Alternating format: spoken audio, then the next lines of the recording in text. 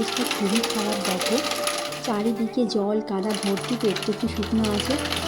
তো আজকে বৃষ্টিটাও হয়নি।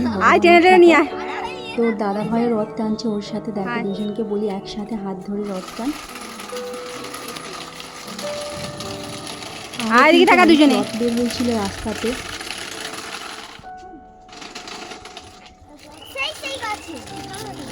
এদিকে তাকা, এদিকে তাকা দুজনে।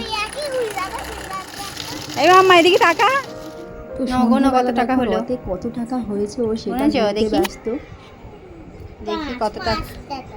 5টা টাকা, 100, 20, 30, 40, দেখি